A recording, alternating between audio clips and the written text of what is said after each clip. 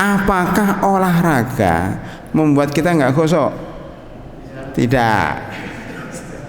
Olahraga itu membuat kita sehat, Pak. Ya, karena kan walaupun puasa perlu gerak. Bayangkan, Pak, kalau kita puasa di atas kasur aja bosen, bahkan laparnya terasa. Supaya kita nggak lapar, nggak bosen, kita olahraga, kita jalan, kita beraktivitas. Yang masuk kantor, Pak. Jangan mentang-mentang puasa libur kantornya, jangan.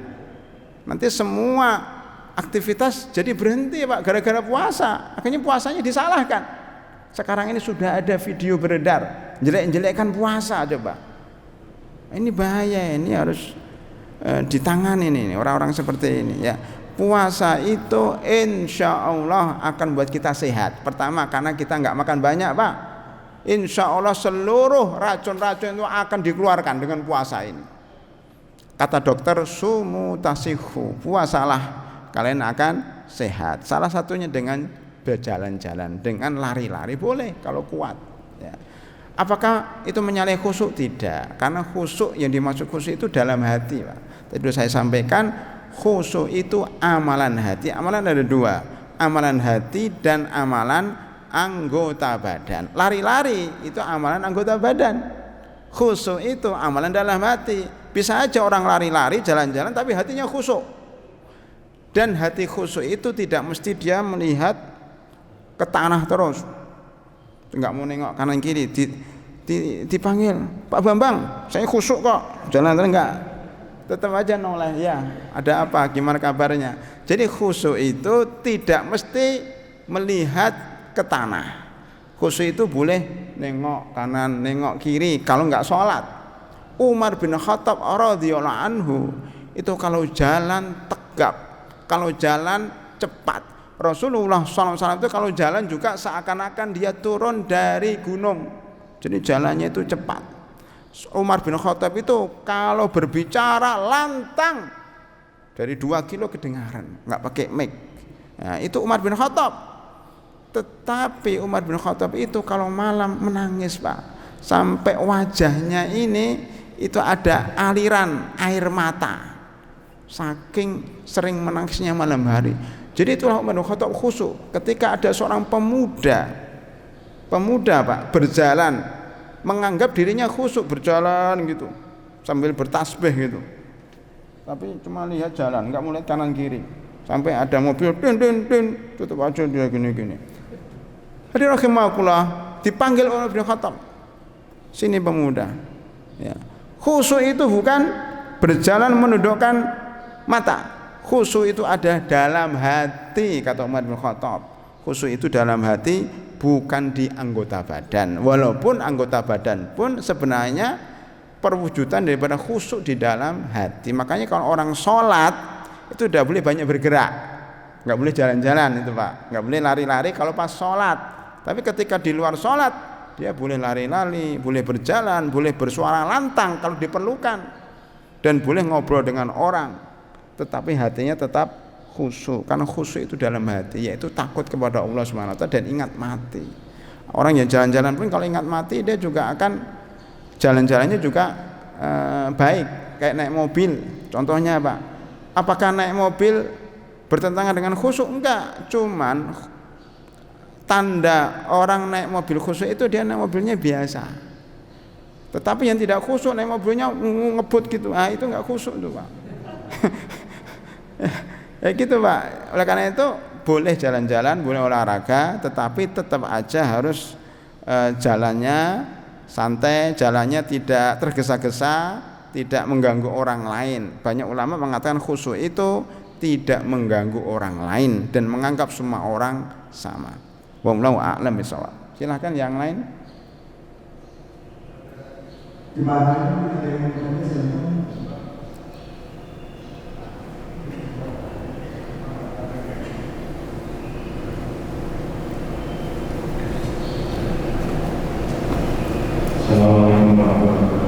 Waalaikumsalam warahmatullahi wabarakatuh. Ustaz, saya menanyakan masalah jawaban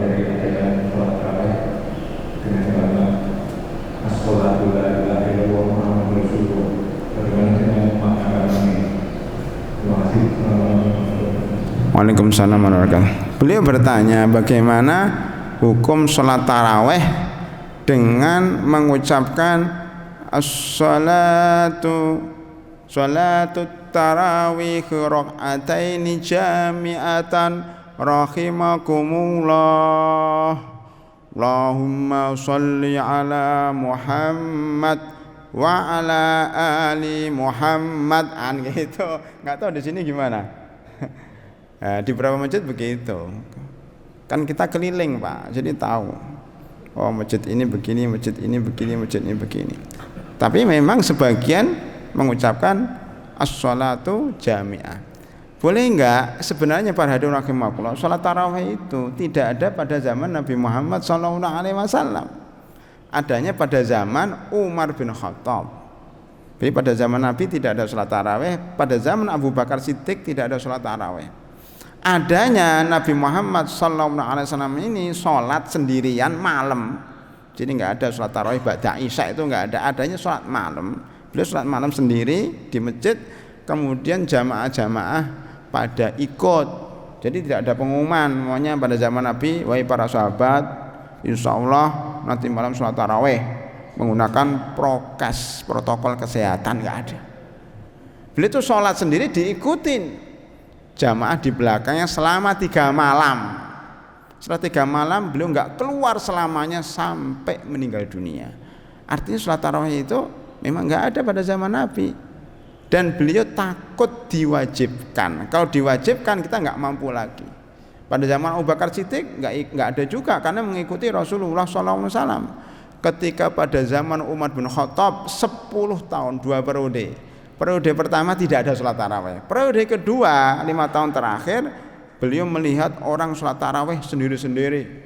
Maka beliau mengatakan, wah ini kurang baik kok sholat sendiri-sendiri. Yuk kita jamaah saja. Maka beliau mengangkat seorang imam untuk menjadi imam sholat tarawih. Sejak itulah umat Islam mengikuti sholat tarawihnya Umar bin Khattab. Alaikum bisunnati wa sunnatil khulafa'ur rasyidin. Kalian mengikuti sunnahku dan sunnahnya khulafa'ur rasyidin termasuk Umar bin Khattab. Adapun kaifiyahnya, caranya berbeda-beda. Ada yang sholat tarawihnya 2 2 2 2 3. Ada yang mengatakan 2 2 2 2 2 1. Karena sholat witirnya itu ada 2 Pak. 3 rakaat atau 2 rakaat dan tambah 1 rakaat. Kemudian bagaimana dengan as-sholatu jami'ah rahimakumullah? Itu sama dengan orang pindah dari rakaat ke rakaat. Ya, itu memang istihad manusia zaman sekarang. Karena banyak jamaah yang bosan, banyak jamaah yang ngantuk. Supaya nggak ngantuk disebut as-sholatu jami'ah. Nah, supaya mereka bangun. Begitu juga seperti pindah dari sholat ke sholat, mestinya tidak ada, aslinya tidak ada. Tetapi supaya jamaah tidak main HP, tidak nganggur, tidak apa, disebutkan Allahumma sholli ala Muhammad. Allahumma sholli ala Muhammad. Habis itu sholatu tarawih 2 rakaat jami'atan rahimakumullah. Begitu. Itu supaya ramai aja masjidnya Pak. Kalau masjid sepi itu pada ngantuk gitu. Makanya kalau jamaahnya rajin-rajin, nggak ngantuk, ya sudah, nggak usah pakai as-sholatu jami'ah. Jadi sholatu jami'ah itu untuk ya woro-woro aja supaya ramai masjid itu. Nggak pakai itu juga nggak apa-apa. Mau pakai itu juga nggak masalah kalau memang ada maslahat. Itu aja jawabannya Pak. Jadi antara itu nggak ada, kecuali zikir-zikir. Ya silakan Pak.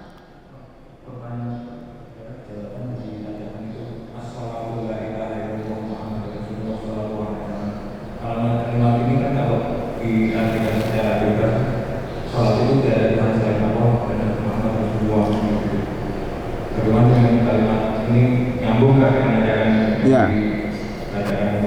Jawabannya apa Pak? La ilaha illallah Muhammadur Rasul. As-sholatu la ilaha illallah. Jadi gini Pak, intinya gini, kalau teriakannya aja nggak ada ajaran, apalagi jawabannya kan gitu. Makanya bebas aja, orang mau as-sholatu jami'atan rahimakumullah la ilaha illallah, ya nggak apa-apa. Wah memang itu bukan jawaban dan nggak nyambung lah. Wah suruh sholat kok malah la ilaha illallah. Shollu sholata tarawih sami'na wa ata'na, kan gitu. Biar aja Pak, ini kan masyarakat kita itu masih awam. Jadi artinya apa? Biar mereka berzikir la ilaha illallah. Sawu sufufakum la ilaha illallah. Lah sawu sufufakum la ilaha illallah. Biarin aja. Ada yang jawab sami'na wa ata'na, enggak usah jawab juga enggak apa-apa. Pada zaman Nabi tidak dijawab. Sawu sufufakum fa inna taswiyatas sufuf min tamam shalah, langsung dipraktekkan. Ya langsung dirapatkan, langsung diluruskan. Tidak sami'na wa ata'na tapi enggak lurus. Nah, itu. Jadi dijawab dengan praktek. Gitu Pak ya. Udah ini pokoknya bebas aja lah, karena nggak ada dalam Al-Quran, nggak ada dalam Sunnah, yaitu istihad orang supaya sholat tarawihnya itu semangat dan rame gitu. Ya cuma jangan rame-rame banget juga. Ya. Maka kadang-kadang rame, kadang-kadang sepi, kadang-kadang variasi lah Pak. Ya yang lain Pak. Ya silahkan ibu-ibu, semangat ini ibu-ibu ini. Padahal ibu-ibu itu tadi malam sudah masak capek.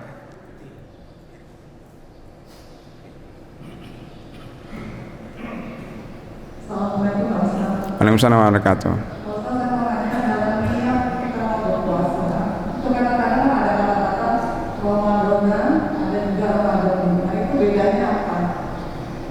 Oh ya. Waalaikumsalam warahmatullahi. Ini sama dengan as-shalatu jami'atan rahimakumullah. Ini ada lagi ini supaya jamaah ini enggak cepat pulang. Yuk niat dulu. Padahal niat itu dalam hati sendiri-sendiri di rumah. Cuman seringnya jamaah lupa, gitu loh. Seringnya lupa, maka dibimbing oleh imam. Itu mungkin niatnya begitu Pak ya. Ayo jamaah yang belum niat. Kayak sekarang umumnya Bapak-bapak sudah membaca ayat kursi belum? Padahal disunahkan setiap habis sholat kita membaca ayat kursi. Setelah membaca ayat kursi kita membaca Sayyidul Istighfar. Barang siapa yang membaca ayat kursi setiap habis sholat 5 waktu, maka dia tidak ada yang menghalanginya masuk surga kecuali kematian. Jadi kalau kita mati langsung masuk surga. Ini salah satu jalan menuju surga. Ada 30 sebenarnya Pak. Saya tuh mau membahas 30 jalan masuk surga, tapi waktunya 15 menit itu sudahlah. Enggak jadi. Satu aja yang dibahas. Ini saya tambahkan lagi, membaca ayat kursi setiap habis sholat. Yang belum baca, yuk kita baca bersama, umpamanya seperti itu. Yang kedua, Sayyidul Istighfar. Barang siapa membaca Sayyidul Istighfar pagi dan petang, kemudian meninggal dunia setelah membaca Sayyidul Istighfar, maka akan dijamin masuk surga. Banyak Pak hal-hal yang sebenarnya ringan tapi membuat kita masuk surga. Lah ibu tadi bertanya, kok ada syahrul Ramadhan? Syahrul Ramadhan ini bagaimana benernya? Ini bahasa Arab Pak, bukan ibadah tapi menanya nahwu sorof. Nawaitu. Nawaitu. Imam Nawawi mengatakan para ulama sepakat bahwa niat itu dalam hati. Madhab Syafi'i terutama Imam Nawawi mengatakan boleh, jadi nggak wajib Bu, boleh. Bagi yang niat dalam hatinya susah dibantu dengan lafadz. Ya, nawaitu shauma ghadin. Nah, itu kalau bahasa Arabnya gitu. Saya berniat puasa besok. Sekarang udah puasa, Pak. Jadi sekarang enggak boleh bilang gitu. Jadi niat itu wajib tiap malam. Man lam yubayyit an-niyah fala siyamalah. Kalau belum niat malam hari enggak ada puasa. Puasanya enggak sah. Makanya penting nih niat, Pak ya. Tapi boleh dilafadzkan nawaitu shauma ghadin. Saya berniat puasa besok. An adai fardhi syahri ramadhani. Setahu saya Pak, yang benar adalah an adai, untuk melaksanakan kewajiban puasa Ramadan. An adai fardhi syahri, enggak pakai alif lam.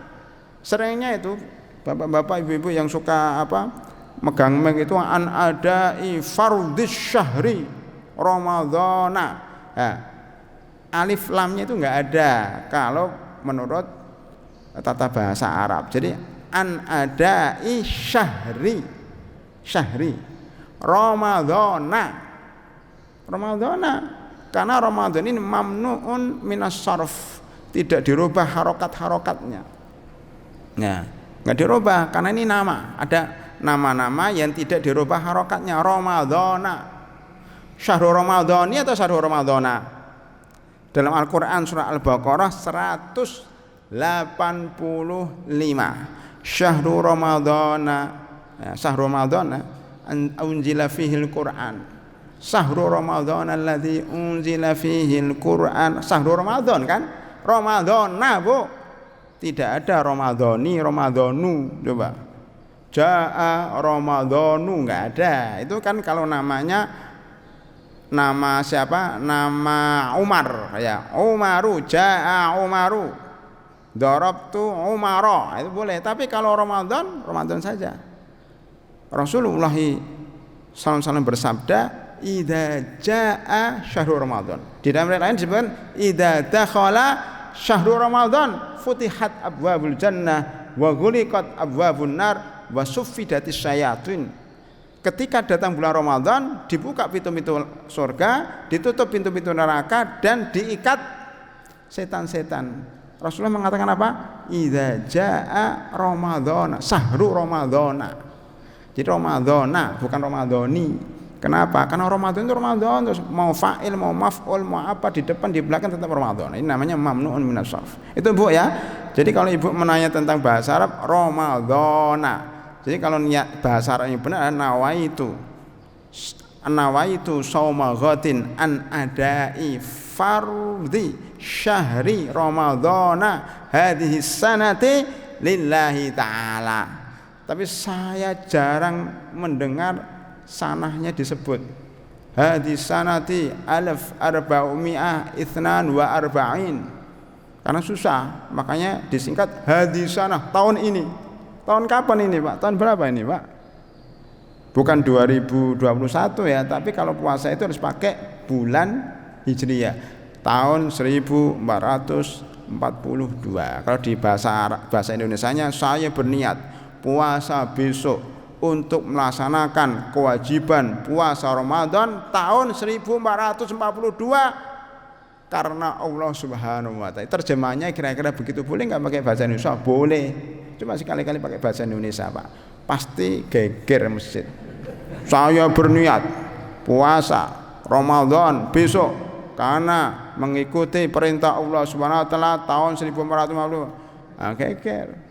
Padahal boleh juga, bahkan boleh dalam hati. Gitu Bu ya.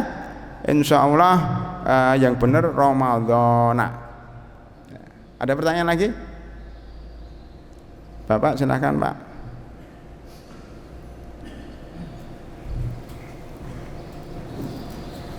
Assalamualaikum warahmatullahi wabarakatuh. Waalaikumsalam warahmatullahi wabarakatuh. Sebelum bertanya, saya ingin menyampaikan ucapan terima kasih dan penghargaan yang setinggi-tingginya. Ini kita manfaatkan untuk jamaah kita semua ini. Jawabannya ini menjadi dapat memperjelas bagi kita.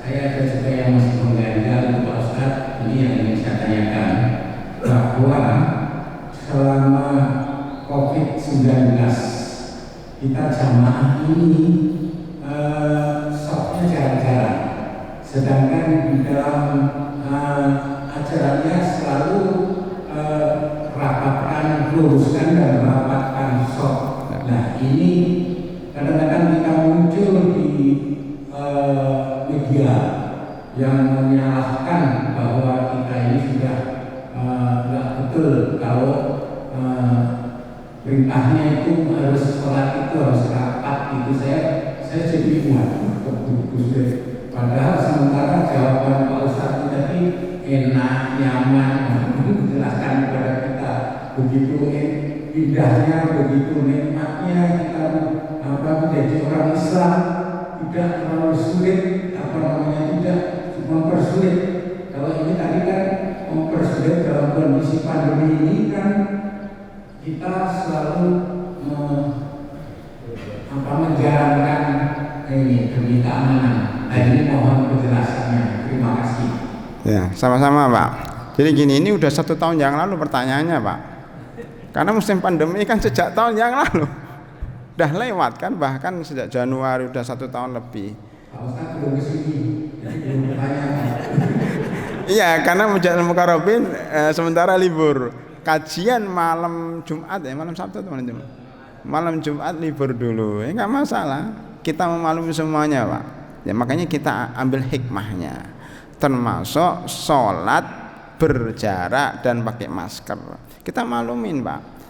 Sudah terbit fatwa Majelis Ulama Indonesia, bahkan paling terakhir ini diperbarui tahun yang lalu dan kemarin juga hari Rabu sebelum hari Senin kita ikut itu lewat Zoom. Majelis Ulama sendiri itu rapatnya sekarang pakai Zoom setiap hari selama setahun. Alhamdulillah saya juga ikut senang, nggak perlu ke jalan proklamasi, cuma dari rumah ya buka HP selesai bisa ikut rapat, termasuk rapat panduan Ramadan 1442 dalam musim Covid. Salah satunya yang diperdebatkan adalah apakah Covid-nya sudah turun atau tidak. Itu lama itu di antara para anggota berdebat. Ya, tapi kemudian diambil jalan tengah, ya tetap menjaga protokol kesehatan. Dibolehkan sholat tarawih, dibolehkan sholat berjamaah, dibolehkan sholat Jumat, dibolehkan kultum, tapi masih dalam protokol kesehatan termasuk menjaga jarak. Itu fatwa Majelis Ulama Indonesia. Artinya boleh menjaga jarak. Tetapi ada sebagian masjid yang sudah bosan Pak menjaga jarak Pak. Bahkan kemarin ada laporan ada jamaah yang lupa kalau asal sholat itu rapat, disuruh rapat kaget, memang sholatnya rapat ya, nah, itu udah lupa. Saking lamanya. Bahkan ada masjid Pak, sampai sekarang belum buka Pak. Ya Allah, itu pengurusnya bilang, Ustaz gimana ini masjid kita ini belum buka. Saya mengisi kajian tiap pekan tapi lewat Zoom. Selalu sebelum kajian dia bilang, Ustaz mohon doa supaya masjid ini buka. Sudah setahun Pak. Kemarin jamaahnya demo sama ketua DKM. Yuk kita sudah resah ini, masjid kok ditutup setahun. Akhirnya diganti DKM-nya dan dibuka sekarang. Masya Allah. Ya ini memang masyarakat memang semangat luar biasa untuk beribadah. Termasuk kepengen rapat, di sebagian tempat sudah rapat karena nganggap sudah nggak ada Covid. Wabil khusus di kampung-kampung. Kemarin ada yang cerita memang masih ada Covid ya. Jadi kalau ada yang jaga jarak pakai masker, ini mesti dari kota ini. Ini dari Jatiwaringin ini, dari Jakarta. Orang kampung sudah lupa sama Covid Pak. Nah, kita aja, tapi nggak apa-apa. Jadi gini Pak, pada asalnya memang sholat itu rapat. Kalau bisa menyentuh antara kulit dengan kulit, karena kalau sentuhan itu membuat kita jadi tambah rapat hati kita. Di dalam hadis disebutkan kalau kita renggang dan kalau kita nggak lurus itu menyebabkan hati kita juga lama-lama renggang, lama-lama nggak lurus juga. Itu hikmahnya. Itu dalam musim normal. Tapi ketika kita masih dalam musim pandemi COVID-19 dan kita masih khawatir terjadi penularan, maka masih dibolehkan. Ini kan darurat Pak. Iya benar, kalau nggak darurat nggak nyunah. Tapi kalau darurat masih ada potensi penyebaran virus, maka dibolehkan. Cuma bagus Pak, ada beberapa masjid jaga jarak iya, tapi mulai agak rapat dikit Pak. Ini berapa meter Pak? 1 meter ya. Nah itu jadi 3/4 meter. Lama-lama jadi setengah meter. Begitu, itu saya ada beberapa masjid kayak gitu kok sudah agak rapat, tapi masih jarang. Cuma sudah mulai begini. Nah, memang masyarakat perlu dididik Pak. Memang semangat tapi masih menjaga protokol kesehatan. Ya, jaraknya relatif. Ada yang 1,5 meter, ada yang 2 meter, ada yang setengah meter. Nah, itu tergantung. Maka kita juga harus kuat mentalnya Pak. Jangan khawatir banget. Kalau khawatir banget itu malah imunnya juga turun. Maka kita tetap sholat jamaah di masjid. Tinggal apa kesepakatan DKM. Karena dulu fatwa Majelis Ulama Indonesia kalau daerah yang sudah hijau begini, kalau daerahnya masih merah begini. Jatiwaring ini daerahnya apa? Saya kan nggak tahu. Apakah sudah hijau royo-royo? Tidak ada yang COVID-19, mulai dirapatkan. Tapi kalau masih banyak yang meninggal dunia masih berjarak dan ini dibolehkan. Sah menurut mazhab Syafi'i bahwa yang penting satu tempat ya, kita melihat makmumnya melihat imam, maka sah sholat jamaahnya. Itu untuk masalah rapat. Begitu juga menggunakan masker. Pada hakikatnya sunnahnya nggak pakai masker. Tetapi kalau masih musim COVID dan menjaga protokol kesehatan, pakai masker nggak apa-apa. Walaupun kadang dibuka dikit-dikit. Termasuk penceramah, Pak.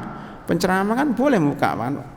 Tapi caranya lihatkan dulu sama jamaah pakai masker, nanti buka.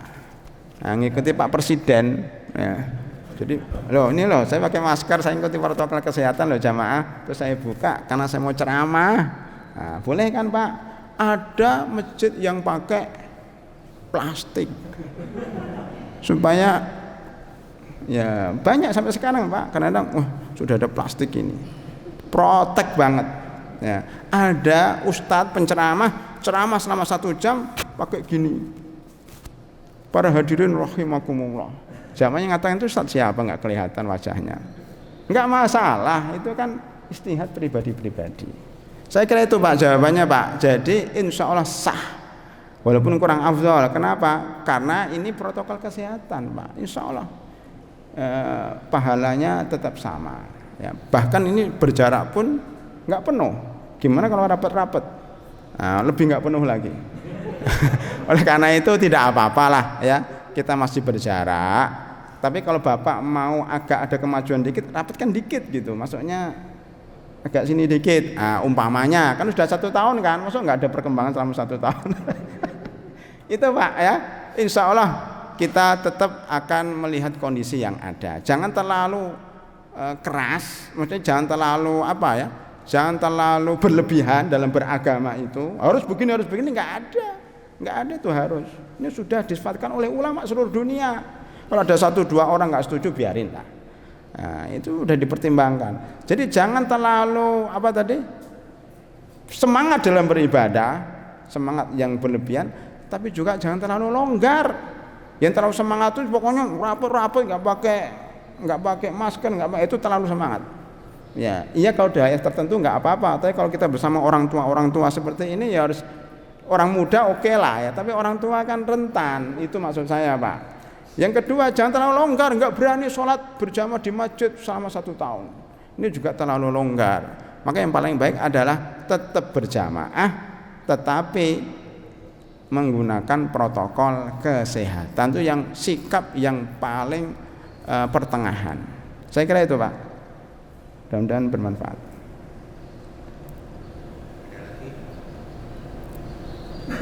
Kalau bisa sampai suruk Pak, nanggung tinggal 10 menit. Sayang Pak, surat suruk itu pahalanya seperti umroh sempurna. Sabar dikit, 5 menit, 10 menit lagi Pak ya, kira-kira ya.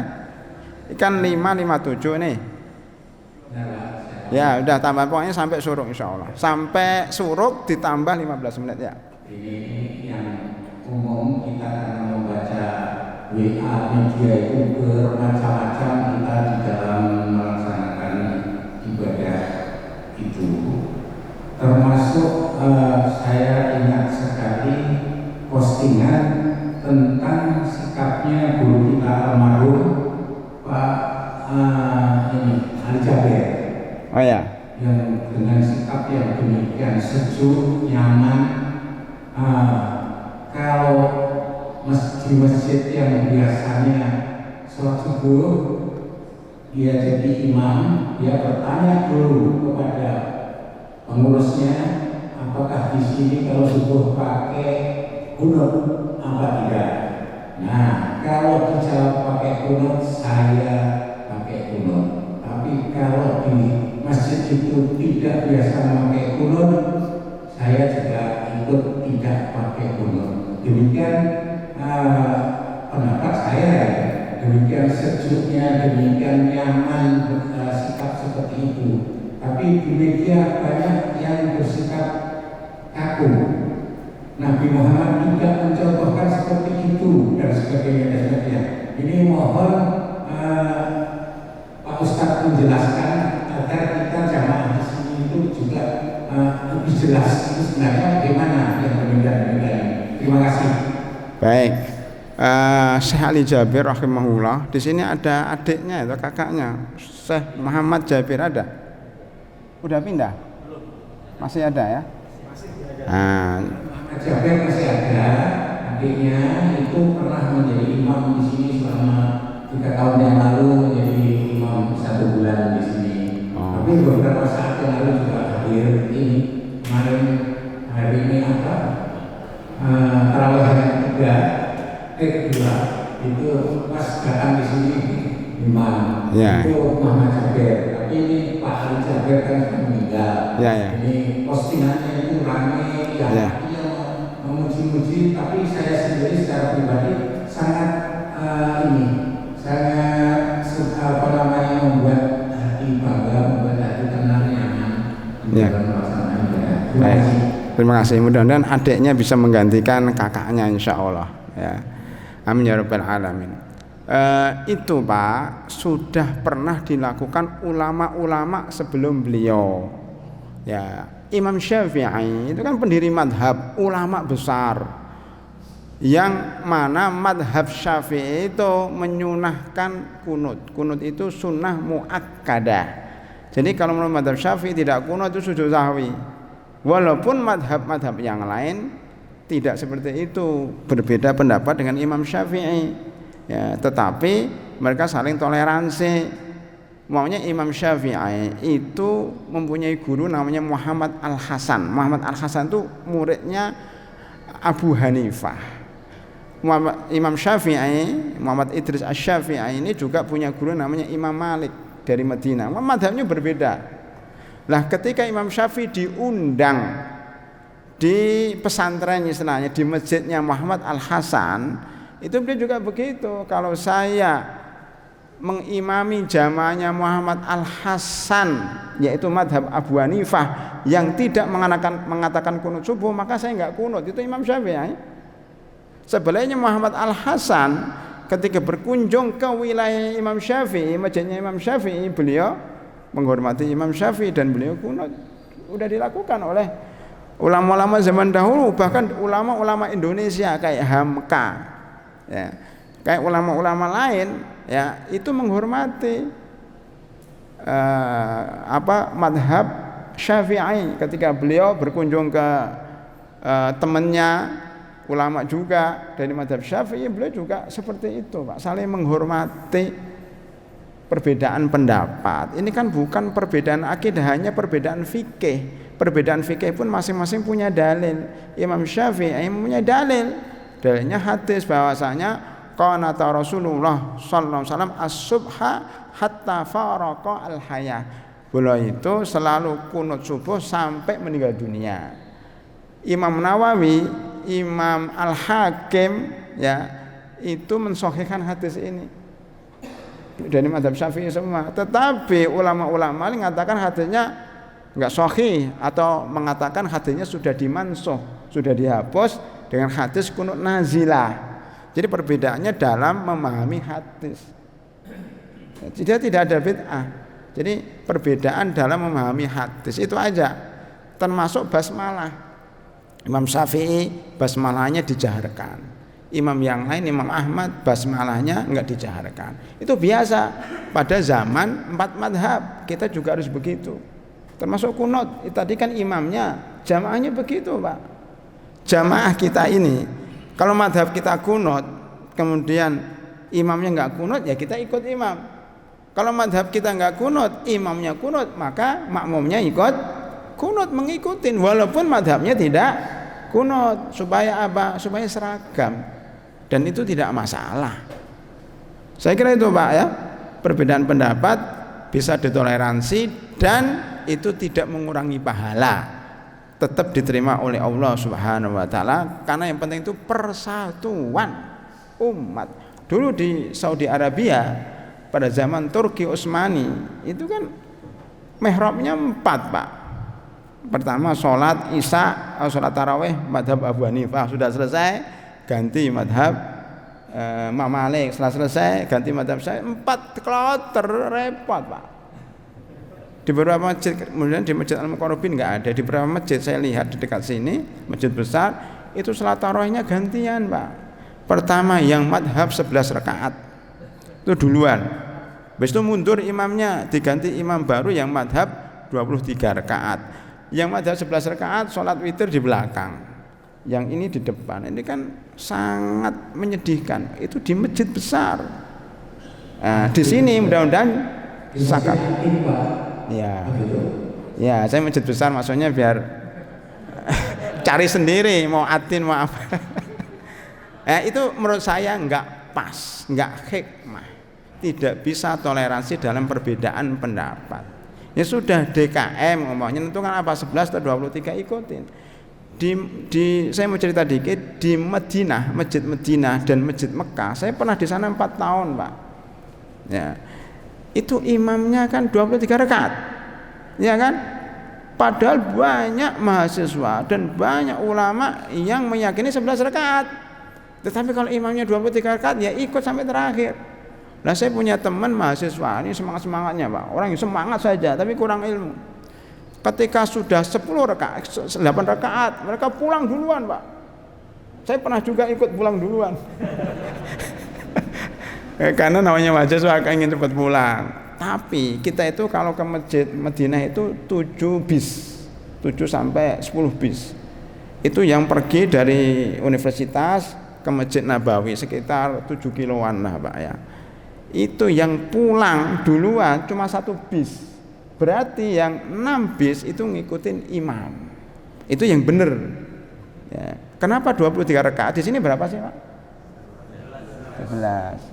Lah yang menarik, saya mau cerita dikit yang menarik di Indonesia itu ada Hamka kalau nggak salah, bukan, A.R. Fakhrudin. A.R. Fakhrudin itu orang Muhammadiyah, ketua Muhammadiyah yang lanjut usia dan tidak bergelar, tapi yang paling bagus, paling bijak. Ya, tidak profesor, nggak dokter, tapi namanya kiai. Itu ketika disuruh imam taraweh di tempatnya orang Nahdlatul Ulama, dia sholat taraweh, Pak, kan 23 rakaat. 11 rakaatnya dipanjang-panjangkan, Pak, sampai 1 jam lebih gitu. Habis itu bertanya kayak saya Ali Jabir tadi, para jamaah, apakah mau dilanjutkan lagi sampai 23 rakaat? Cukup. Sudah. Ya kan ngikuti makmum suka ya sudah, alhamdulillah. Itu cara-cara yang bijak, tidak maksa, pilih kan gitu. Begitu, Pak, artinya tidak perlu masakan kehendak. Ya cuma nanya sama jamaah lanjut atau enggak. Lanjut, kalau enggak ya sudah selesai. Nah, jamaah mendaki cukup ya sudah. Jadi enggak 23 rakaat. Lah kalau di Masjidil Haram kenapa 23 rakaat? Nah, saya pernah tanya sama seorang syekh. Kalau enggak salah Syekh Yahya bin Yahya gitu, seorang ahli hadis di sana. Beliau mengatakan begini. Jadi jamaah sholat Masjid Madinah dan Mekah itu kan dari seluruh dunia dan rata-rata sudah lanjut usia. Kalau 11 rakaat 1 juz, kan 1 juz sana, Pak. Apa enggak kakinya gemetar itu? 1 juz 11 rakaat panjang berdirinya. Kita aja mengalami seperti itu. Yang muda-muda aja kelihatan lama kan? Nah, siasatnya, caranya, politiknya adalah diperbanyak rakaat. Allahu Akbar, cepet gitu, maksudnya banyak gitu, tapi cepet. Sama, selesainya 2,5 jam, tapi yang 2-3 rakaat nggak terlalu capek karena sering rukuk, sering sujud, sering pindah. Itulah cara supaya jamaah sholatnya 2,5 jam, 1 juz. Coba Masjid Al-Muqarrabin sekali-kali 1 juz 2,5 jam, pasti diprotes oleh jamaah. Karena 11 rakaat. Beda kalau 2-3 rakaat ya cepet gitu, agak cepet dikit, sama-sama 2,5 jam. Jadi bukan 11 dan 23-nya, tapi yang penting lama atau pendeknya. Itu. Jadi kadang-kadang kita itu berselisih tentang apa ya? Tentang casingnya, tentang teknisnya, padahal yang penting itu kan tujuannya khusyuk dan tujuannya supaya bisa sholat agak lama. Saya kira itu, Pak, hikmah juga itu. Ini perlu saya sampaikan supaya jadikan pelajaran bagi kita semuanya bahwa yang penting itu bukan formalitasnya, bukan jumlah, bukan kuno atau enggak kuno, tapi yang penting itu kekhusyuan dalam sholat itu. Jangan banyak tengkar dengan hal-hal yang teknis karena semuanya ada dalilnya. Saya kira itu Pak, sudah jam 6:09 boleh sholat suruh. Jadi kajian ini juga teknik supaya jamaah enggak pulang, supaya jamaah enggak ngantuk. Saya Pak pribadi mewakafkan diri kalau setiap Ramadan itu harus ceramah. Enggak ada ceramah, buat ceramah sendiri Pak. Ya, kenapa? Supaya saya kuat sampai suruh. Kalau saya enggak ceramah tidur, ngantuk, baca Al-Quran enggak bisa selesai kadang-kadang. Nah, supaya kita itu istiqomah sholat suruh terus sepanjang bulan Ramadan, caranya ceramah, caranya ngikutin kajian kalau bapak-bapak. Alhamdulillah ini kan sampai suruh, alhamdulillah. Tadi 15 menit saya khawatir 15 menit saya pulang nggak sholat suruh ini. Alhamdulillah Pak Bambang membuka forum tanya jawab. Terima kasih sehingga kita bisa sampai sholat suruh. Alhamdulillahi Rabbil Alamin. Saya kira sudah cukup, mudah-mudahan bermanfaat. Lebih kurangnya mohon maaf. Wa akhiru da'wan alhamdulillahi Rabbil Alamin. Assalamualaikum warahmatullahi wabarakatuh.